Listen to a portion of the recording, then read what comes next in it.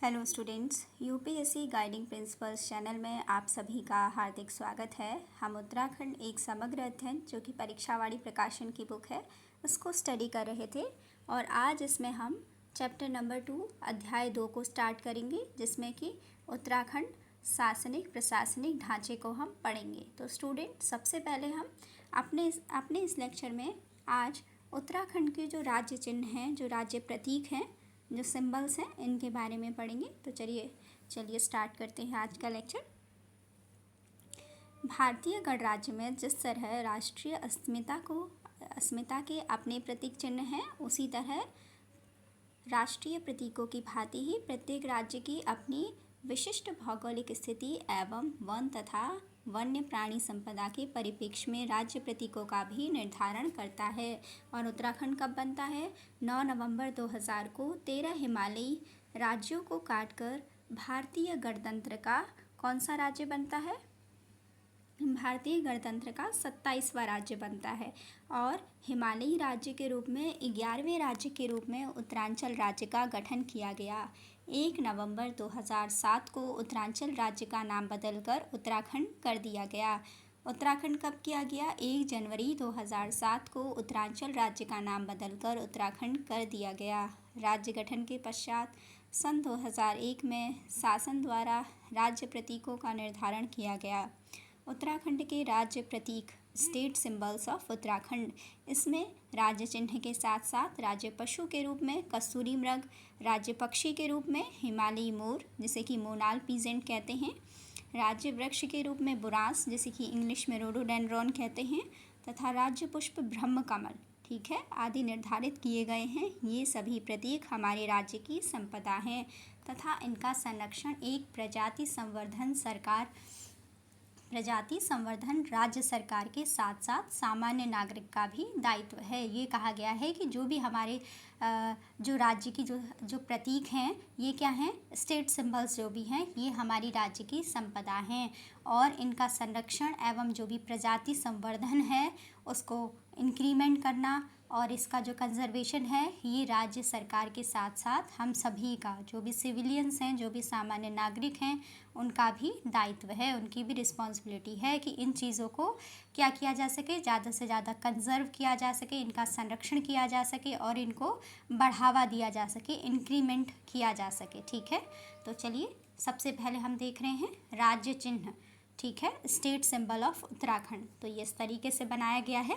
इसके बारे में पढ़ते हैं कि उत्तराखंड राज्य का प्रतीक चिन्ह स्टेट सिंबल ऑफ उत्तराखंड में एक गोलाकार आकृति है, जिसमें 3 पर्वतों की श्रृंखला, उसके मध्य सम्राट अशोक की लाट, जिसके नीचे मुंडकोपनिषद से लिया गया वाक्य सत्यमेव जयते लिखा गया है। ठीक है, सत्यमेव जयते अंकित है तथा पाद प्रदेश को आबद्ध किए हुए गंगा की 4 लहरों को दर्शाया गया है। जैसा कि आप देख सकते हैं, गंगा की 4 लहरों को दर्शाया गया है। यह प्रतीक चिन्ह राज्य सरकार के सभी अभिलेखों में सम्मान के साथ प्रयुक्त किया जाता है। जैसा कि होता है कि प्रत्येक स्टेट का जो भी स्टेट सिंबल होता है, उसको क्या है, जितने भी राज्य सरकार के जो भी अभिलेख होते हैं, जो भी उनके डॉक्यूमेंट्स होते हैं, उन पर सम्मान के साथ इसको प्रयोग किया जाता है, प्रयुक्त किया जाता है। तो क्या पढ़ा हमने इसके बारे में कि उत्तराखंड राज्य का जो प्रतीक चिन्ह है, जो स्टेट सिंबल है उत्तराखंड का, उसमें क्या है, एक गोलाकार आकृति है जिसमें 3 पर्वतों की श्रृंखला है, उसके मध्य में सम्राट अशोक की लाट है, जिसके नीचे मुंडकोपनिषद से लिया गया वाक्य सत्यमेव जयते अंकित है तथा पाद प्रदेश को आबद्ध किए हुए गंगा की 4 लहरों को दर्शाया गया है। ठीक है, और यह प्रतीक चिन्ह राज्य सरकार के सभी अभिलेखों में सम्मान के साथ प्रयुक्त किया जाता है। इसके बाद नेक्स्ट पढ़ते हैं। सबसे पहले हम पढ़ेंगे जो उत्तराखंड राज्य का राज्य पशु है कस्तूरी मृग, उसके बारे में। तो ये आप देख सकते हैं, कस्तूरी मृग का फोटो है। ठीक है, राज्य के उत्तराखंड के राज्य प्रतीक स्टेट सिंबल ऑफ उत्तराखंड में उत्तराखंड का राज्य पशु कस्तूरी मृग मस्क डियर है। मस्क डियर को हिमालयन मस्क डियर के नाम से भी जाना जाता है। कस्तूरी मृग उत्तराखंड तथा देश के अन्य हिमालयी प्रदेशों में ऊंची वनाच्छादित पर्वत श्रृंखलाओं पर 3600 से 4400 मीटर की ऊंचाई के मध्य पाया जाता है। कस्तूरी मृग कितने मीटर की ऊंचाई पर पाया जाता है? 3600 से 4400 मीटर की ऊंचाई के मध्य पाया जाता है। कहाँ कहाँ पर पाया जाता है? कस्तूरी मृग उत्तराखंड तथा देश के अन्य हिमालयी प्रदेशों में ऊंची वनाच्छादित पर्वत श्रृंखलाओं पर 3600 से 4400 मीटर की ऊंचाई के मध्य पाया जाता है। कस्तूरी मृग एक दुर्लभ प्राणी है तथा मृग प्रजाति का होने पर भी सामान्य मृगों से इसका जीवन चक्र, खान पान, शारीरिक रचना तथा व्यवहार भी अपेक्षाकृत भिन्न होता है। वस्तुतः यह मृगों की आदिम जाति का प्राणी है। ऐसा कस्तूरी मृग के बारे में कहा गया है कि इसका जो जीवन चक्र है, जो इसकी लाइफ साइकिल है, जो इसका खान पान है, जो इसकी शारीरिक रचना है, जो इसका जो फिज़िकल स्ट्रक्चर है, जो इसका व्यवहार है यानी जो इसकी हैबिट्स हैं, वो क्या हैं? अन्य की अपेक्षा क्या है? भिन्न हैं। वस्तुतः यानी डिफरेंट हैं और यूनिक हैं, कुछ अलग हैं। ठीक है, वस्तुतः यह मृगों की आदिम जाति का प्राणी है। कस्तूरी मृग की मुख्यतः 4 प्रजातियां होती हैं जो रूस, चीन, नेपाल व भारत के मध्य हिमालयी क्षेत्रों जैसे कि भ्यूंडार, फूलों की घाटी, हर्सिल, केदारनाथ आदि क्षेत्रों में पाई जाती हैं। कस्तूरी मृग को वैज्ञानिक जगत में किस नाम से जाना जाता है? कस्तूरी मृग को वैज्ञानिक जगत में मास्कस काइसोगास्टर के नाम से जाना जाता है। यानी कहने का मतलब ये है कि कस्तूरी मृग का जो वैज्ञानिक नाम है क्या है? मास्कस काइसोगास्टर है। इसके बाद कई बार पूछा जाता है कि बताइए जो उत्तराखंड का जो राज्य पशु है, जो कि आप कस्तूरी मृग को देख रहे हैं, इसका वैज्ञानिक नाम बताइए। तो इसका वैज्ञानिक नाम क्या है? मास्कस काइसोगास्टर। ठीक है, उसके बाद नेक्स्ट है ये, जैसा कि आप इमेज में भी देख रहे हैं, कस्तूरी मृग का रंग भूरा होता है तथा उस पर काले पीले धब्बे होते हैं। इसका कद सामान्य मृगों से काफ़ी छोटा होता है। नर तथा मादा मृग का रूप रंग व कद समान होता है, मीन्स दोनों समान होते हैं। उसमें किसमें? कद में यानी हाइट में। ठीक है, और रंग रूप में भी काफ़ी सेम होते हैं। और इसकी ऊंचाई लगभग 20 इंच और वज़न लगभग 10 से 20 किलोग्राम होता है। और जो कस्तूरी मृग हैं, इनके घ्राण मतलब इनके सूंघने की और श्रवण शक्ति बहुत तेज होती है। सुनने की और चीज़ों को सूंघने की इनकी जो घ्राण शक्ति है वो क्या होती है? स्मेल करने की जो है वो शक्ति बहुत तेज़ होती है। और इनकी औसत आयु कितनी होती है? कस्तूरी मृग की औसत आयु 20 वर्ष होती है। अंतर केवल नर मृग में पाए जाने वाले 2 नुकीले दांतों का होता है। ये जो आप देख रहे हैं इमेज में, ये क्या है? नर मृग है। ये कैसे हम कहेंगे? क्योंकि इसके 2 नुकीले दांत हैं। ये केवल इसको डिफरेंट बनाता है जो क्या है, जो फीमेल कस्तूरी मृग हैं उनसे। ठीक है, अंतर केवल नर मृग में पाए जाने वाले 2 नुकीले दांतों का होता है। मुंह से बाहर निकले हुए ये दांत पीछे की ओर झुके होते हैं। नर इन दांतों का उपयोग आत्मरक्षा के लिए करते हैं। वे विशेष प्रकार की जड़ी बूटियों को खोदने में करता है। और जो कस्तूरी मृग है, जो कि नर कस्तूरी मृग है, जो मेल कस्तूरी मृग है, उसकी पूंछ होती है किंतु इस पर बाल नहीं होते हैं, जबकि त्वचा पर घने बालों की परत होती है। मादा मृग की गर्भधारण अवधि 6 माह होती है और प्रायः एक बार में प्रायः एक ही मृग का जन्म होता है। जो कस्तूरी मृग है यह एक दुर्लभ प्राणी है तथा मृग प्रजाति का होने पर भी सामान्य मृगों से इसका जीवन चक्र, खान पान, शारीरिक रचना और व्यवहार भी अपेक्षाकृत भिन्न होता है। जैसा कि अभी हमने पढ़ा, और ये पढ़ा कि ये क्या है? एक वस्तुतः मृगों की आदिम जाति का प्राणी है। ठीक है, और कस्तूरी मृग की कितनी प्रजातियां पढ़ी? 4 प्रजातियां पढ़ी, जो कहाँ कहाँ पाई जाती हैं? रूस, चीन, नेपाल व भारत के मध्य हिमालयी क्षेत्रों में। मध्य हिमालयी क्षेत्रों में कहाँ कहाँ पर पाई जाती है? जैसे कि भ्यूंडार, फूलों की घाटी, हर्सिल, केदारनाथ आदि क्षेत्रों में पाई जाती है। और कस्तूरी मृग को वैज्ञानिक जगत में किस नाम से जाना जाता है? कस्तूरी मृग को वैज्ञानिक जगत में मास्कस काइसोगास्टर के नाम से जाना जाता है। अभी फिर हमने पढ़ा कि कस्तूरी मृग का रंग किस प्रकार का होता है? भूरा रंग का होता है और उस पर काले पीले धब्बे होते हैं और इसका कद सामान्य मृगों से कैसा होता है? काफ़ी छोटा होता है। फिर हमने पढ़ा था कि नर तथा मादा मृग का जो रंग रूप व जो इनकी हाइट है, जो इनका कद है, वह समान होता है और इनकी ऊंचाई लगभग कितनी होती है? 20 इंच की होती है और इनका कस्तूरी मृग का वजन लगभग 10 से 20 किलोग्राम होता है। जो कस्तूरी मृग हैं इनके घ्राण व श्रवण शक्ति बहुत तेज होती है। हमने कहा था कि जो इनकी सूंघने की शक्ति है और जो इनकी श्रवण शक्ति है वो क्या है? काफ़ी तेज होती है और इनकी औसत आयु 20 वर्ष की होती है। और जो नर कस्तूरी मृग है, अंतर केवल नर मृग में पाए जाने वाले 2 नुकीले दांतों का होता है। ठीक है, ये जो नुकीले दांत हैं केवल नर मृग में ही पाए जाते हैं और जो हमें कस्तूरी प्राप्त होती है वह भी केवल नर मृग से ही हमें प्राप्त होती है। तो ये दांत जो हैं वो नर कस्तूरी मृग है उसको क्या करते हैं? उसको हेल्प करते हैं।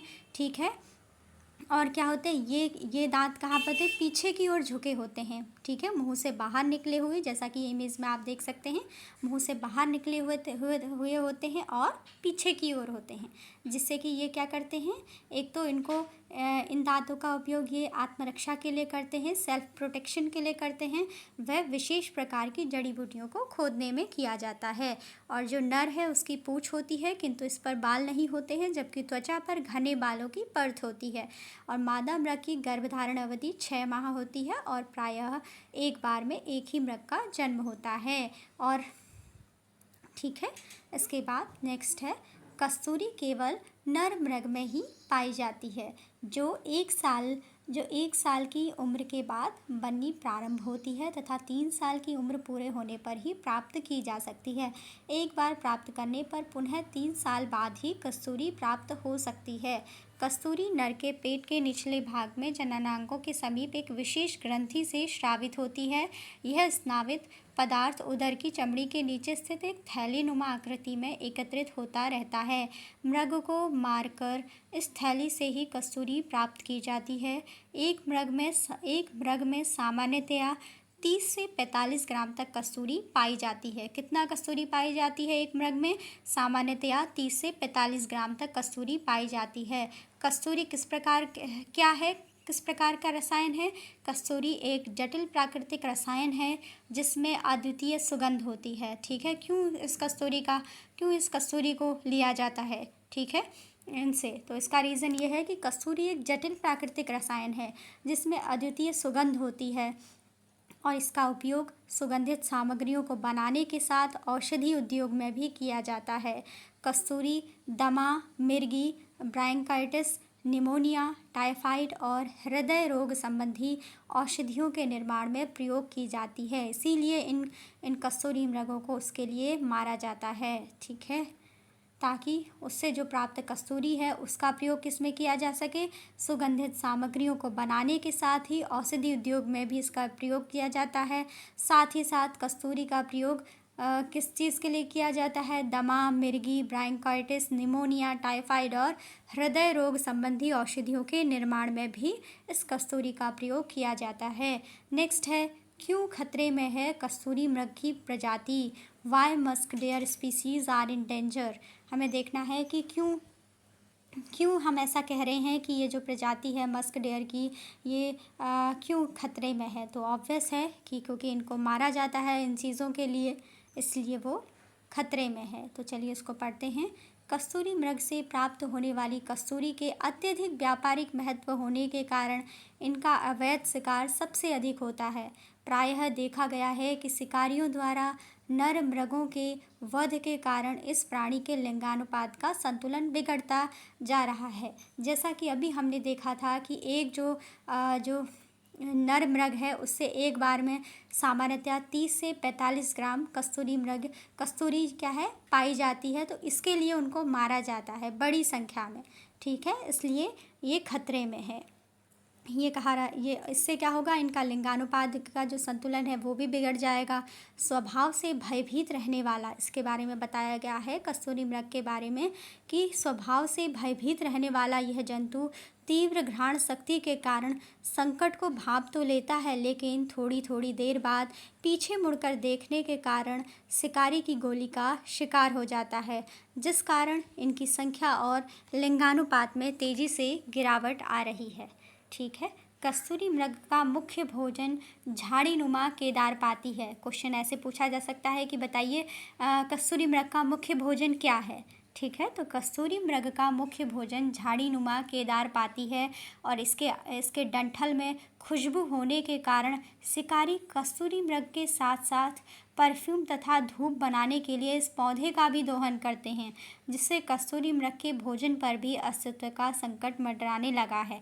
पहले तो कस्तूरी मृग को ही मारते हैं, ऊपर से क्या है, जो इसका मुख्य भोजन है झाड़ीनुमा केदारपाती, उसके डंठल में भी क्या है, खुशबू होने के कारण शिकारी कस्तूरी मृग के साथ साथ परफ्यूम तथा धूप बनाने के लिए जो ये केदारपाती का जो पौधा है इसका भी दोहन करते हैं, जिससे कि कस्तूरी मृग तो मरा ही मरा, साथ में जो बच गए उनका भोजन पर भी क्या है, उनके भोजन पर भी अस्तित्व का संकट मंडराने लगा है।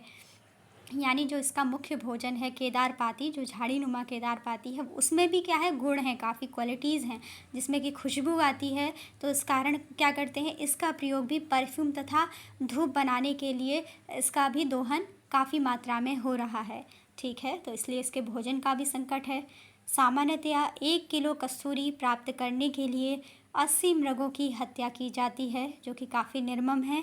यद्यपि विश्व में इस प्रकार के अनुसंधान हो रहे हैं कि मृग को मारे बिना कस्तूरी कोश में ट्यूब डालकर कस्तूरी प्राप्त की जा सके, चीन में इस प्रक्रिया से मृगों की संख्या में वृद्धि हो रही है। ये कहा गया है कि सामान्यतः 1 किलो कस्तूरी प्राप्त करने के लिए 80 मृगों की हत्या की जाती है, तब जाके 1 किलो कस्तूरी प्राप्त की जाती है। और इस प्रकार के अनुसंधान हो रहे हैं कि मृग को बिना मारे कस्तूरी कोश में ट्यूब डालकर कस्तूरी प्राप्त की जा सके, और चीन में इस प्रक्रिया से मृगों की संख्या में वृद्धि हो रही है, जो कि एक अच्छी बात है। चलिए इसके बाद नेक्स्ट है रिसर्च एंड डेवलपमेंट, है ही इसलिए कि अगर मान लीजिए कोई ज़रूरी चीज़ है तो उसको करने का पॉजिटिव रास्ता निकाला जा सके। ठीक है ना। चलिए, कस्तूरी मृग का मुख्य भोजन झाड़ीनुमा केदारपाती है। इसके डंठल में खुशबू होने के कारण शिकारी कस्तूरी मृग के साथ साथ परफ्यूम तथा धूप बनाने के लिए इस पौधे का भी दोहन करते हैं, जो कि अभी हमने पढ़ा, जिससे कि कस्तूरी मृग के भोजन पर भी अस्तित्व का संकट मंडराने लगा है। और नेक्स्ट है 1 ग्राम कस्तूरी की कीमत अंतर्राष्ट्रीय बाज़ार में $65 तथा भारत में कितनी है, 10,000 रुपये तक है। आप समझ सकते हैं कि कस्तूरी का कितना इम्पोर्टेंस है। 1 ग्राम कस्तूरी की कीमत इंटरनेशनल मार्केट में कितनी है, $65 है, $65 है, तथा भारत में 10,000 रुपये तक है। ठीक है, और ईश्वर द्वारा प्रदान की गई अनमोल धरोहर के कारण यह सुंदर प्राणी लगातार होते शिकार के कारण दिनों दिन कम होता जा रहा है। तो ये सब हमने इन्फॉर्मेशन कस्तूरी मृग के बारे में पढ़ी, जो कि क्या है, हमारे उत्तराखंड राज्य का राजकीय पशु है। ठीक है, तो ये सब सारी इन्फॉर्मेशन हमने किसके बारे में पढ़ी है, हमने पढ़ी कस्तूरी मृग के बारे में। कस्तूरी मृग क्या है, राज्य पशु है। चलिए इसके बाद नेक्स्ट पढ़ते हैं। अब हम पढ़ेंगे कि कस्तूरी मृग के संरक्षण के उपाय, जो प्रयास किए गए हैं, जो उसके लिए उपाय किए गए हैं, वो क्या क्या हैं। Efforts to conserve the musk deer. तो एक सर्वेक्षण के अनुसार सन 1970 में कस्तूरी मृग क्षेत्र में 0 से 4 व अधिकतम 3 से 6 प्रति वर्ग किलोमीटर कस्तूरी मृगों की संख्या थी। ये कहने का मतलब है कि एक सर्वेक्षण जब किया गया 1970 में, तो कस्तूरी मृग क्षेत्र में 0 से 4 व अधिकतम 3 से 6 प्रति वर्ग किलोमीटर कस्तूरी मृगों की संख्या थी। यानी या तो 4 होते थे, 0 से लेकर 4 तक, व अधिकतम 3 से 6 प्रति वर्ग किलोमीटर। एक प्रति वर्ग किलोमीटर में लगभग 3 से 6, इतना क्या है कि ये कस्तूरी मृग इतनी अधिकतम संख्या थी। ठीक है, 1 वर्ग किलोमीटर में ये होता था पहले 1970 का जो सर्वेक्षण है उसके अकॉर्डिंग, जबकि वर्तमान में इनकी संख्या 0.01 से 0.2.8 2.8 प्रति वर्ग किलोमीटर ही रह गई है, यानी बहुत कम हो गई है। ठीक है। और सर्वप्रथम 1952 में बाघों के संरक्षण के साथ ही कस्तूरी मृग को संरक्षित जीव की श्रेणी में रखा गया था। ऐसा कब किया गया है?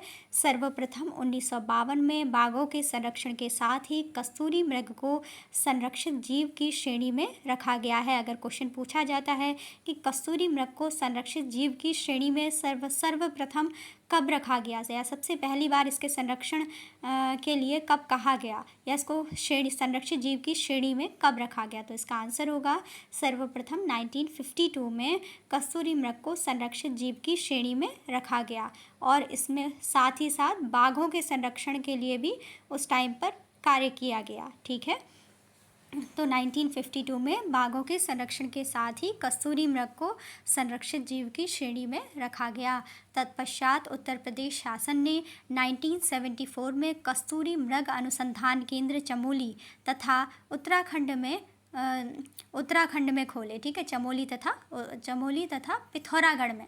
ठीक है। चमोली तथा पिथौरागढ़ में ये केंद्र खोले गए। तत्पश्चात उत्तर प्रदेश शासन ने क्या किया? 1974 में कस्तूरी मृग अनुसंधान केंद्र कहाँ पर खोले? उत्तराखंड में चमोली तथा पिथौरागढ़ में खोले, जिसके अंतर्गत पिथौरागढ़ में 1977 में मेहरुड़ी, ध्यान रखिएगा इसको, पिथौरागढ़ में 1977 में मेहरुड़ी, चमोली में 1982 में काचुला खर्क एवं सन 1982 में ही यूनेस्को की सहायता से जोशीमठ में नंदा देवी राष्ट्रीय पार्क वर्ल्ड हेरिटेज के माध्यम से कस्तूरी मृग प्रजनन केंद्र खोले गए। ठीक है। क्या होता है कि उत्तर प्रदेश शासन ने 1974 में कस्तूरी मृग अनुसंधान केंद्र किन 2 स्थानों पर खोले? 1974 में उत्तर प्रदेश शासन ने कस्तूरी मृग अनुसंधान केंद्र चमोली तथा पिथौरागढ़ में खोले, जिसके अंतर्गत पिथौरागढ़ में 1977 में मेहरुड़ी और चमोली में 1982 में काचुला खर्क एवं 1982 में ही यूनेस्को की सहायता से जोशीमठ में नंदा देवी राष्ट्रीय पार्क वर्ल्ड हेरिटेज के माध्यम से कस्तूरी मृग प्रजनन केंद्र खोले गए।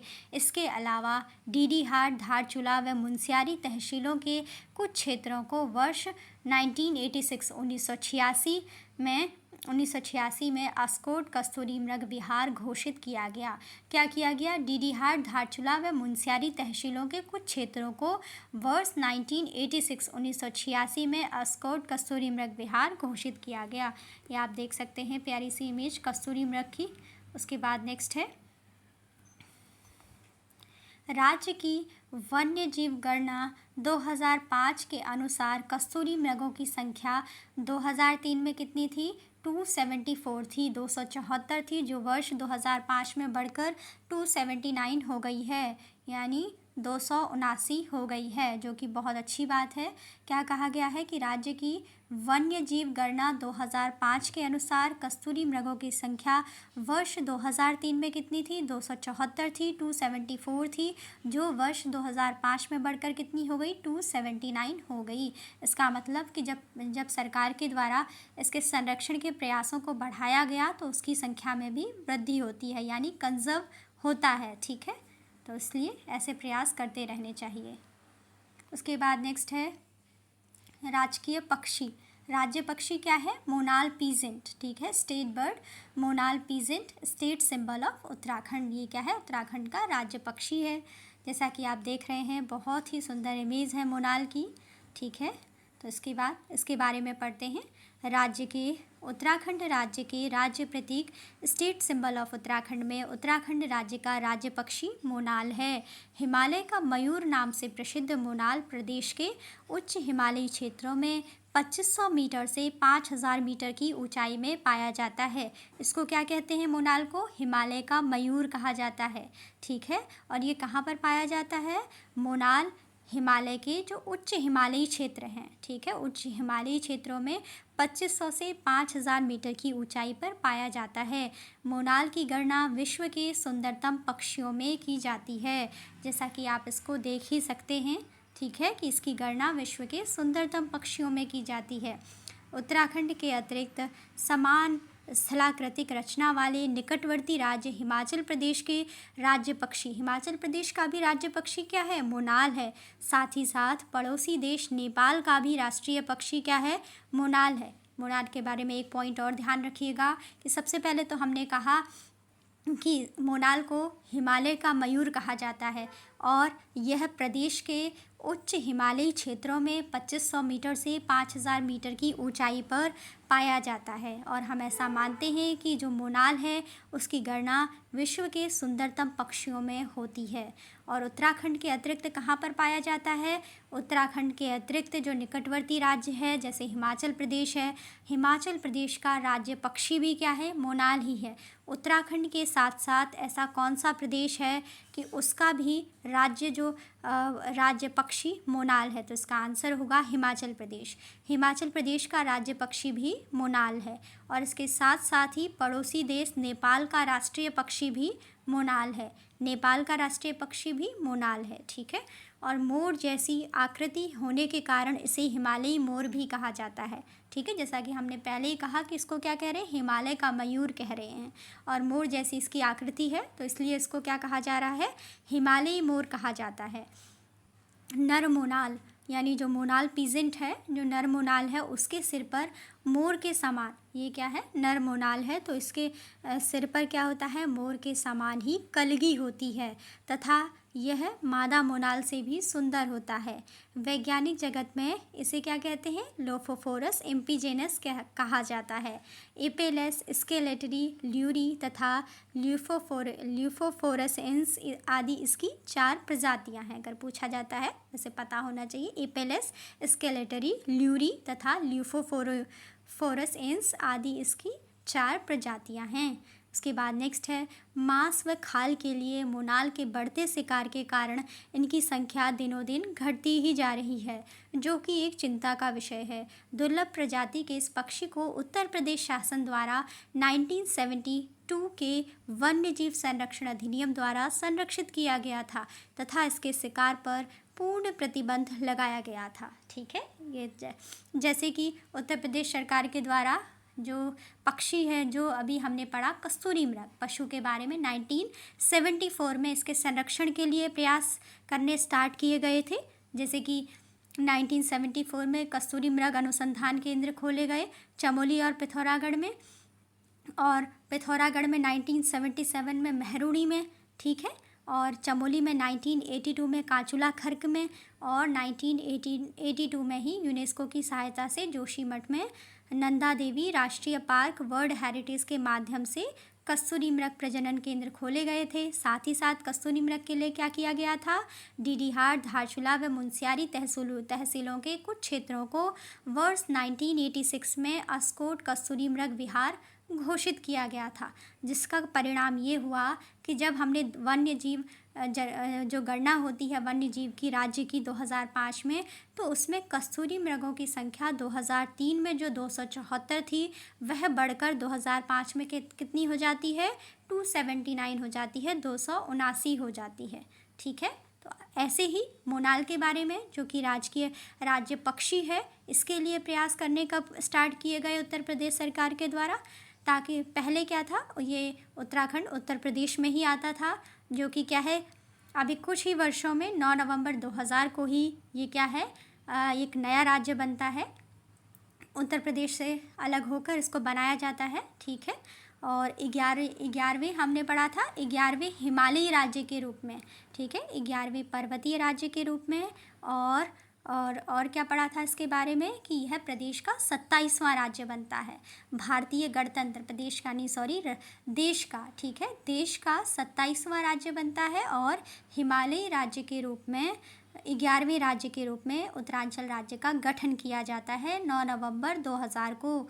13 हिमालयी राज्यों को काटकर भारतीय गणतंत्र का 27वां और हिमालयी राज्य के रूप में 11वें राज्य के रूप में उत्तरांचल का गठन किया गया और 1 जनवरी 2007 को उत्तरांचल राज्य का नाम बदलकर उत्तराखंड कर दिया गया, ठीक है।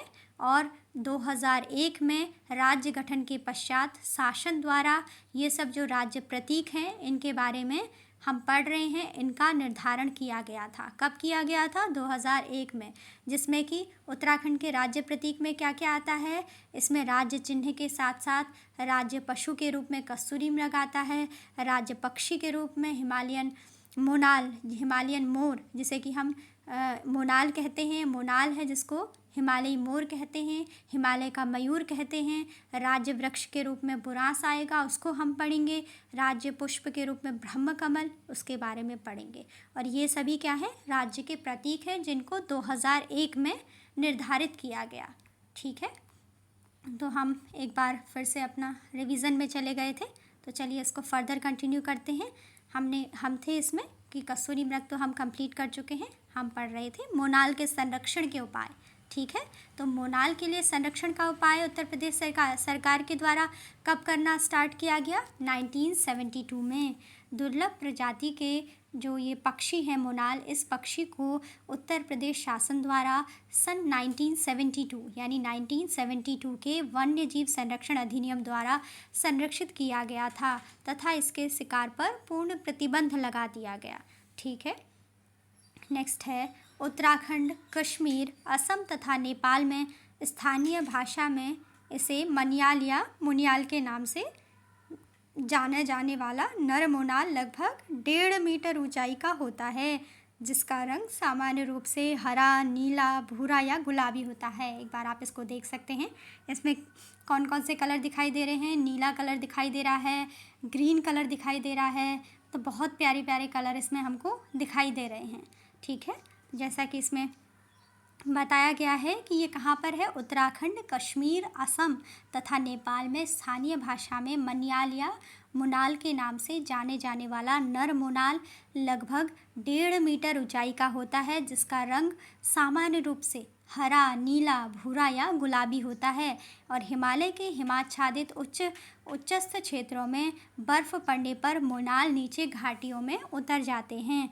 इनमें प्रजनन क्रिया वर्ष में 2 बार होती है। यह पक्षी जो मोनाल पक्षी है वह अपना घोंसला नहीं बनाता है, इसको ध्यान रखिएगा। मोनाल पक्षी अपना घोंसला नहीं बनाता, बल्कि बर्फ की परतों के मध्य ही एक बार में 4 से अधिक अंडे देता है। हिमालयी क्षेत्रों में पाई जाने वाली जड़ी बूटियों एवं वृक्षों के तनों में लगी हुई काई, वनस्पति, कीड़े मकोड़े, आलू आदि से यह अपना उदर पोषण करता है। यानी इसके ये कौन कौन सी चीज़ें खाता है? हिमालयी क्षेत्र में पाई जाने वाली जो भी जड़ी बूटियां हैं, वृक्षों के तनों में जो लगी हुई काई है उसको खाता है, वनस्पतियों को, कीड़े मकोड़ों को और आलू आदि से यह क्या करता है? अपने भोजन के रूप में पोषण प्राप्त करता है। ठीक है, उसके बाद तो ये हमने पढ़ा था, ये हमने पढ़ा राज्य पक्षी मोनाल के बारे में। ठीक है, जो कि 2500 से 5000 मीटर की ऊंचाई पर उच्च हिमालयी क्षेत्रों में उत्तराखंड में पाया जाता है। और साथ ही साथ ये क्या है? हिमाचल प्रदेश का भी राज्य पक्षी है और पड़ोसी देश नेपाल का भी राष्ट्रीय पक्षी मोनाल है। और मोर जैसी आकृति होने के कारण इसको क्या कहते हैं? हिमालयी मोर कहा जाता है। ठीक है, और इसके बारे में हमने पढ़ा कि इसकी 4 प्रजातियां होती हैं मोनाल की, एपेलेस, स्केलेटरी, ल्यूरी तथा लिफोफोरेसेंस। ठीक है, इस तरीके से है। और मांस व खाल के लिए मोनाल के बढ़ते शिकार के कारण इसकी संख्या दिनों दिन घटती जा रही है और 1972 में दुर्लभ प्रजाति के इस पक्षी को उत्तर प्रदेश शासन द्वारा क्या किया गया? वन्य जीव संरक्षण अधिनियम में संरक्षण प्रदान किया गया और इसके शिकार पर 1972 से पूर्ण प्रतिबंध लगाया गया है। और ये कहाँ कहाँ पर पाया जाता है? उत्तराखंड, कश्मीर, असम, नेपाल में स्थानीय भाषा में इसे मनियाल या मुनाल के नाम से पाया जाता है। ठीक है, और जो नर मोनाल है लगभग इसकी ऊंचाई कितनी होती है? 1.5 मीटर ऊंचाई की होती है। इसका रंग हमने देखा सामान्य रूप से हरा, नीला, भूरा या गुलाबी होता है। और क्या है? हिमालय की हिमाच्छादित उच्चस्थ स्थानों में बर्फ पड़ने पर मोनाल नीचे घाटियों में उतर जाते हैं और इनमें प्रजनन क्रिया वर्ष में 2 बार होती है। यह पक्षी अपना घोंसला नहीं बनाता, बल्कि बर्फ़ की परतों के मध्य ही एक बार में 4 से अधिक अंडे देता है। हिमालयी क्षेत्रों में पाई जाने वाली जड़ी बूटियों एवं वृक्षों के तनों में जो लगी हुई काई है, वनस्पति हैं, कीड़े मकोड़े हैं आदि से यह अपना उदर पोषण करता है। तो स्टूडेंट, आई होप आपको समझ में आया हो। अभी का लेक्चर यहीं पे रखते हैं। Thanks for watching.